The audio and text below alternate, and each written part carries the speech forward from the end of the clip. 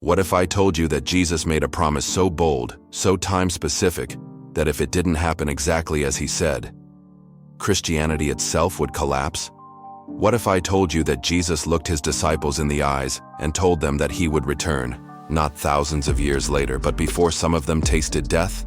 And what if I told you that every so-called end-time prophecy, including his second coming, the resurrection of the dead, and the judgment of the last day, was fulfilled in the first century, exactly as he promised?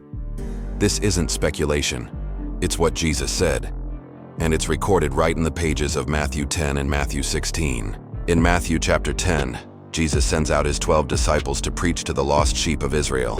He warns them that they will be persecuted, dragged before councils, and hated for his name's sake. But then, in verse 23, he makes a stunning statement.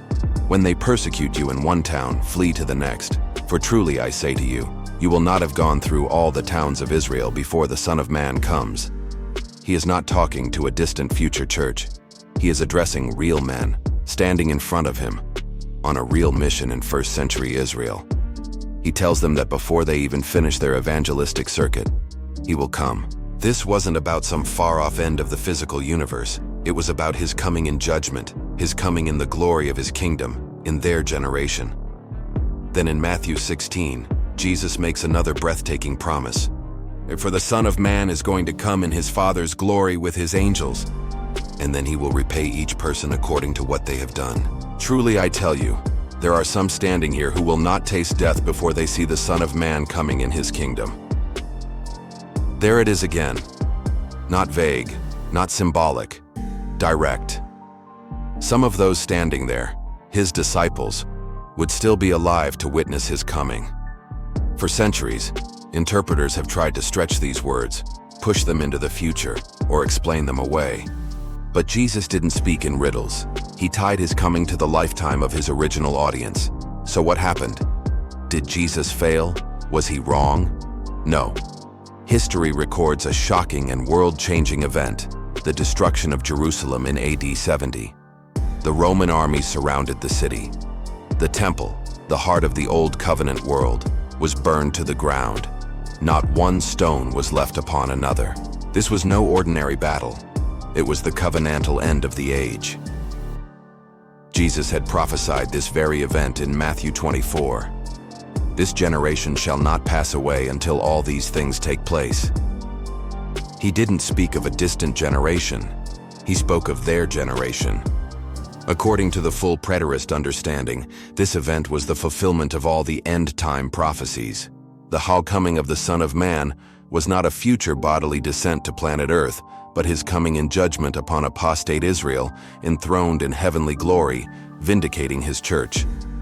The resurrection of the last day, as described in passages like John 5 and Daniel 12, was not about physical bodies coming out of graves centuries later. It was about the raising of the covenant people, out of the death of the old covenant into the life of the new covenant. In AD 70, that resurrection was consummated. The saints were gathered. The dead were vindicated. The living were joined to the heavenly assembly. The old world of temple sacrifices, priesthood, and shadows was permanently swept away. This interpretation isn't a denial of Scripture. It's a radical affirmation that Jesus kept his word exactly as he said. The early church lived with urgent expectation. They didn't talk about waiting for thousands of years. They spoke of the end of all things being at hand. They said the judge was standing at the door. They believed the resurrection and the coming of the Lord were near. And they were right. When Jerusalem fell, the last trumpet sounded, not audibly to the nations, but covenantally in heaven. The dead were raised into the fullness of Christ's kingdom. The living believers were transformed into the new creation community. This was the end of the old covenant age, not the end of planet Earth. So why does this matter? Because it means Jesus' credibility is unshakable. He didn't delay his coming. He didn't change his timeline. He came when he said he would. It also reshapes our understanding of the future. We are not waiting for the kingdom to arrive. It already has. We are living in the age of the fulfilled kingdom, the new heavens and new earth, where Christ reigns now. Our hope is not postponed. It is realized. We are not on the verge of the end. We are in the midst of his everlasting kingdom. Jesus promised to return in the lifetime of his disciples. He promised to bring the resurrection and judgment of the last day to their generation, and he did. This is not the failure of prophecy. This is the triumph of fulfilled prophecy. He came, he reigned, he judged, he resurrected, he fulfilled every word.